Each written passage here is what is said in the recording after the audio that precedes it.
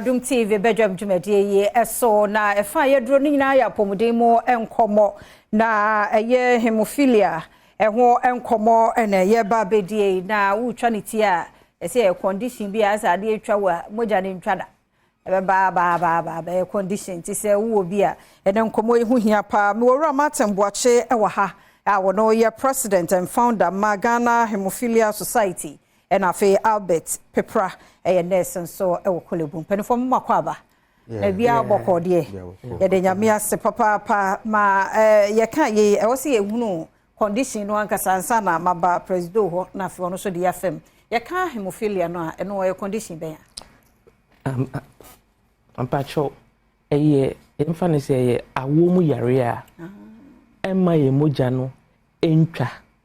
se bia se twa bi ba ye ho ana se baby kobo baby a under normal circumstance no se twa bi ba ye ho a e wo se etimi ma ye moja no etwa for some time bi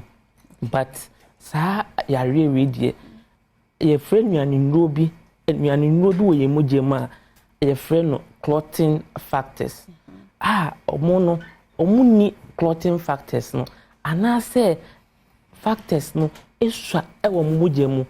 enti no se bibi twa omo anaso mo baabi kobo baabi omunya bruise bi a no betimi bleedia ebi mutimi bleedia for more than 2 weeks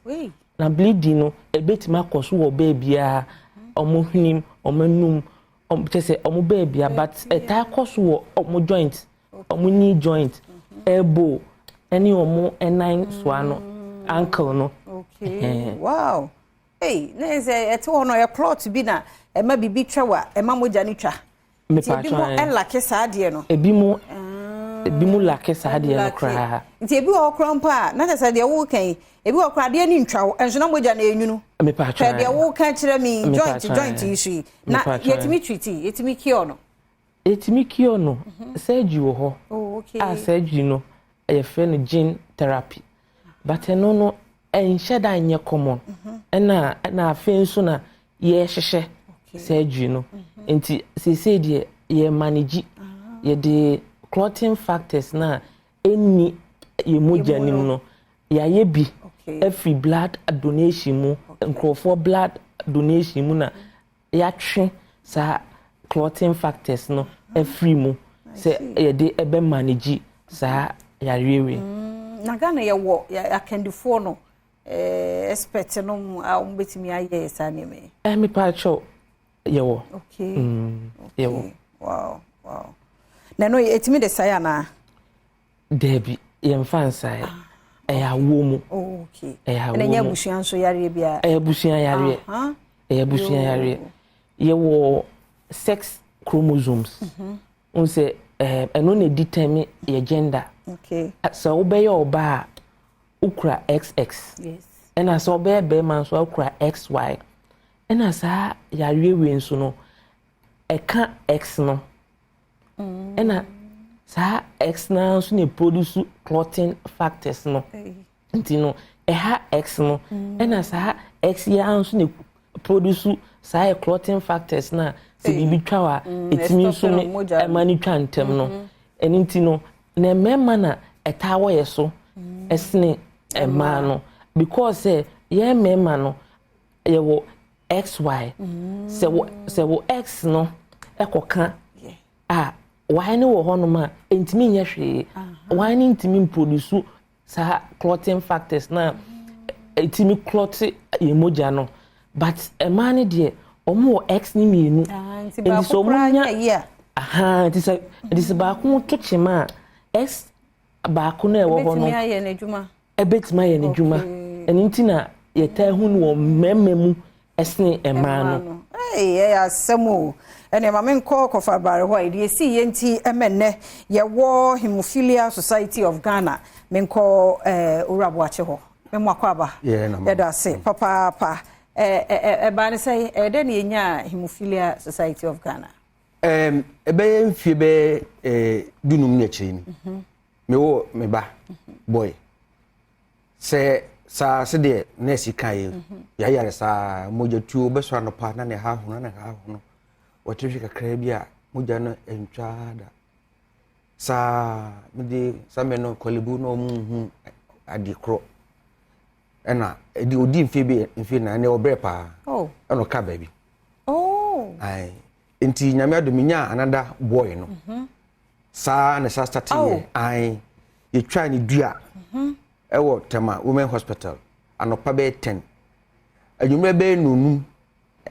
kolebu ene ko wie kolebu kwa nyame adom na nka eyaye asefoforo enti odi be afi bako na mse bi mentwen na me pegya ne kwa broche me ne ko US me ko test hodom ka se fe yare bi haemophilia na me ba no obi eni na edin pa eno mo se menya moade a o se mba na me bi society se bi o meboa no meboa Ghana fo nyina wow sana start wow se ne se e bete ho asem o Ghana na be efi ho na 15 years ago ne yenim ho hwe nti obakura nam so free mu ai me ba nam so free mu woni awofo bibi kasa bibi mana film that time no call kolebu ne yara hwebe kase na omomma if be blood plasma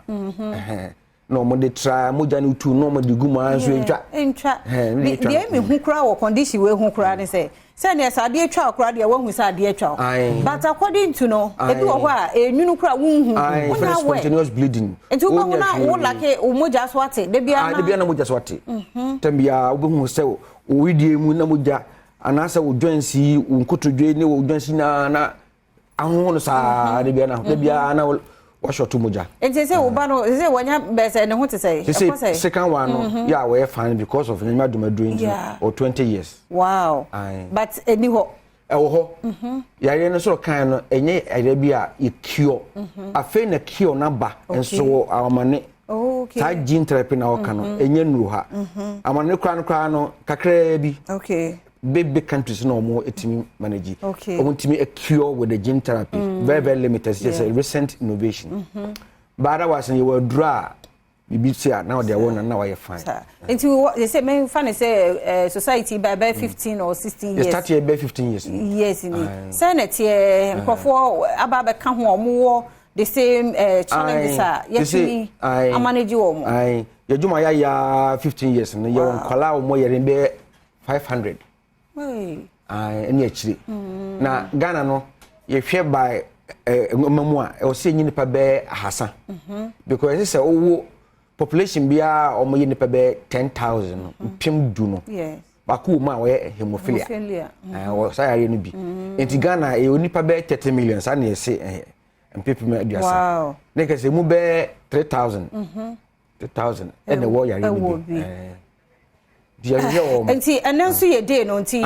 yen running it up na yen hwe den ye enti enne no ye big event e Okufodua this time every year bia we bia ye no na so ye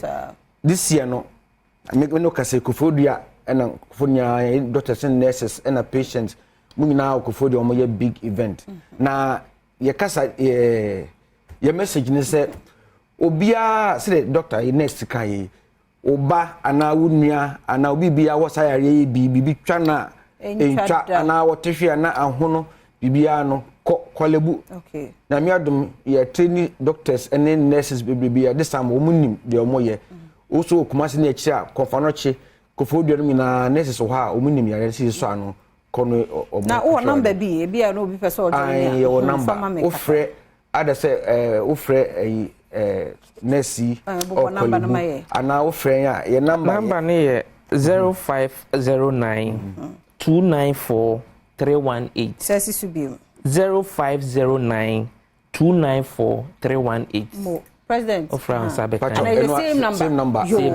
and the informal see her ye no mo ye bi paint no ye be hwe so na ye hia won kwahia na ho so ye di ho nkomo ti na mi hia mo pa ye da se pa nti me ne on mo wie Haemophilia Society of Ghana Mr. Nyame adom ho na mo bi so ne yenya moa kakra nti wo bi sa number no de ato ho no frɛ na kwa ye betimi aboa ma men komra sesi mo another one so ho den to aso